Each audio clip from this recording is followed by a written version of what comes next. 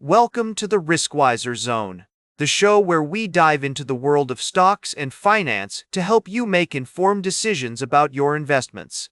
I'm your host, Lewis, and I'll be guiding you through the latest news and trends that could impact your portfolio. We're starting off today with a look at the current state of the market, where uncertainty seems to be the name of the game.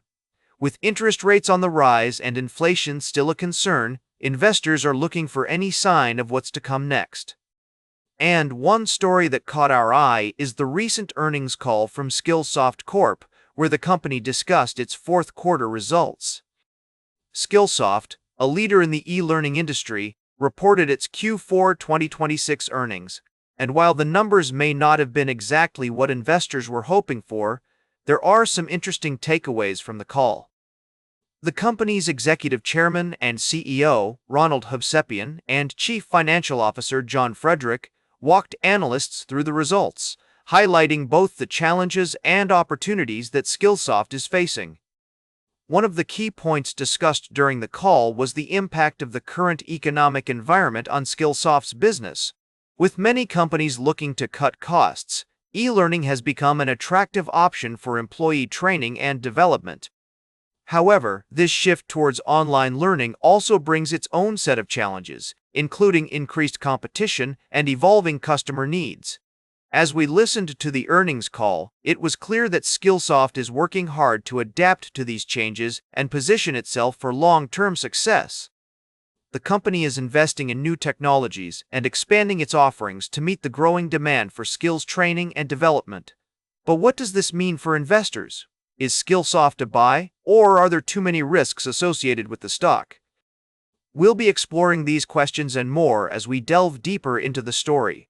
For now, it's clear that the market is watching Skillsoft closely, and any signs of growth or decline could have significant implications for the company's stock price. As always, we recommend doing your own research and considering multiple perspectives before making any investment decisions. We'll be right back with more from the world of stocks and finance on the Riskwiser Zone. Welcome back to the Riskwiser Zone. As we dive into the world of tech and finance, it's essential to separate the signal from the noise. Today, we're exploring three stocks that have caught the attention of billionaire Ken Griffin, Broadcom, Morgan Stanley, and Amazon.com. Let's start with Broadcom, which is making waves in the custom AI chip market. With a dominant market share of over 70%, its Tomahawk 5 and Jericho chips are becoming the industry standard for connecting thousands of AI GPUs. This has resulted in a new revenue stream for the company. Emerald Wealth Partners has taken notice, buying a stake in Broadcom and highlighting its core catalysts for growth. Next up is Morgan Stanley, which ranks 8th in our list of best stocks to buy now according to Ken Griffin. The wealth management business is the key driver here, producing recurring revenue that grows with the broader economy despite short-term volatility.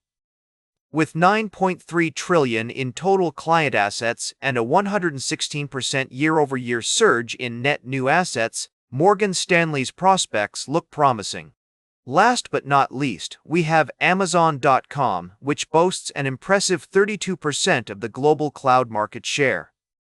But what's really exciting is its foray into AI chips, with Trainium 3 and Inferentia 2 allowing customers to train models at a lower cost than using NVIDIA GPUs.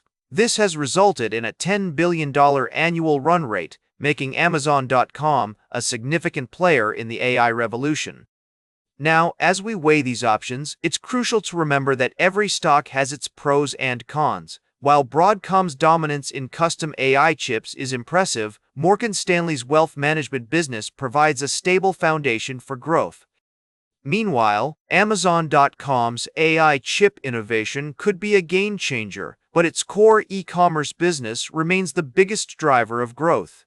As we navigate this complex landscape, it's essential to keep a level head and avoid getting caught up in hype or bias. By taking a balanced view and considering multiple perspectives, we can make informed decisions that align with our investment goals. Welcome back to the Riskwiser Zone. As we wrap up today's show, let's take a closer look at the recent earnings calls from several major companies. We've got a roundup of transcripts from companies like Levi Strauss, Greenbrier Companies, Phoenix Education Partners, and more. These earnings calls provide valuable insights into the financial health and future prospects of these companies. By analyzing the statements made by their CEOs and CFOs, investors can gain a better understanding of the potential risks and opportunities associated with each company. From Levi Strauss's plans for expansion in the Asia-Pacific region to Greenbrier Company's focus on recurring revenue, each company has its unique strengths and weaknesses. Phoenix Education Partners, on the other hand, is navigating the complexities of the education sector, with its CEO highlighting the importance of innovation and adaptability. As investors, it's essential to stay informed about these developments and consider multiple perspectives before making any investment decisions. Remember that past performance is not a guarantee of future success, and it's crucial to assess each company's potential risks and rewards in the context of your overall investment strategy. That's all for today's Riskwiser Zone. Remember to like, share, and subscribe, and until next time, keep your finances in check.